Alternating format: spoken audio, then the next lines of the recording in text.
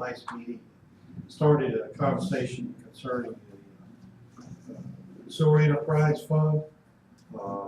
We had some discussion on it, but we wanted to get a little bit more information from staff.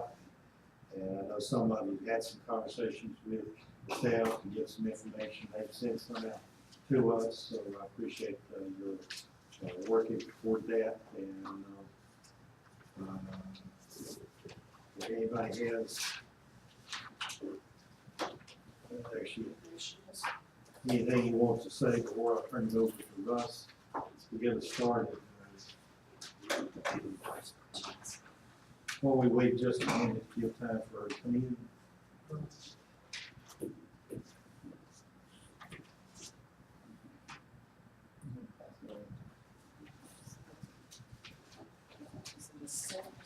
No, this is just what's going on.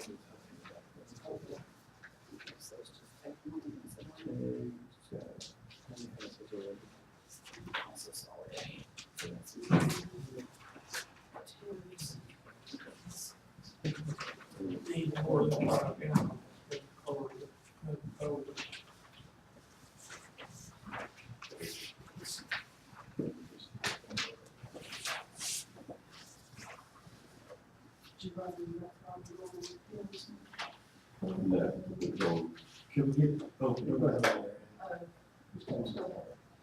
Somehow the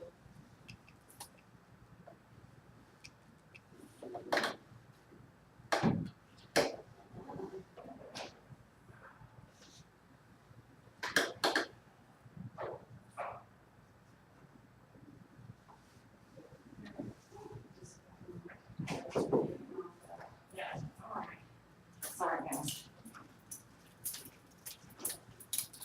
Russ, we'll go ahead and talk for a few, like that started. All right, no, I appreciate everyone coming out tonight. What I'd like to do is I'll take a look at where we've been at for the past couple of years, starting 2011 and going forward. And looking at, trying to get an understanding of the revenues and expenditures, both on the legislative tool and the tool standpoint, both of the ways that the LGC looks at it. And what we'll do is go over the comparison between 2011, when we were in the black on both counts, to 2012, when we were in the red on both counts, and then looking forward about what we want to do from going from there. In front of you on the big sheet, it can all fit on one page, but just so that on the big sheet just make it easier to read.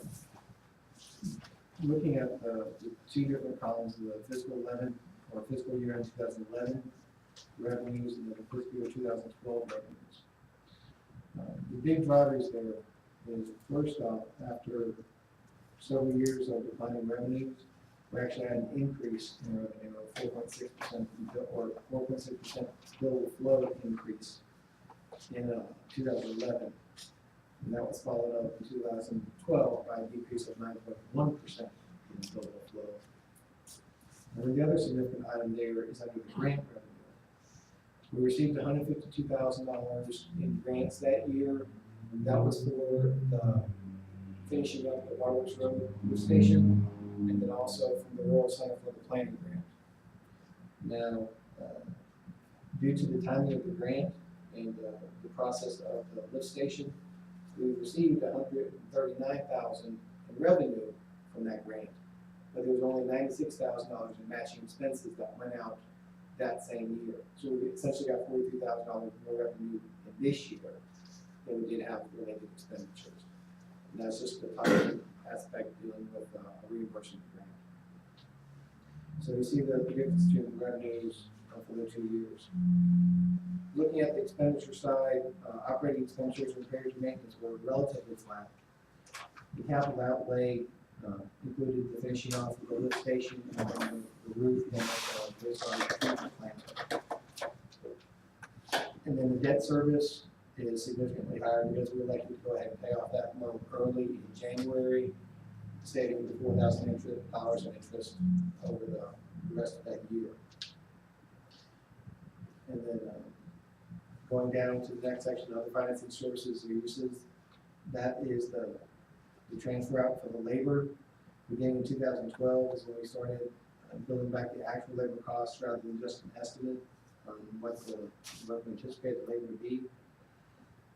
And so on a budgetary basis, in 11, we were $108,000 in the black, and in 2012, we were $50,000 in the red. If we did not pay off the loan early, we would have been $30,000 in the black on the budgetary basis that year. It's one of those things we look back for a moment to save money in the real world. So, any questions on anything up there?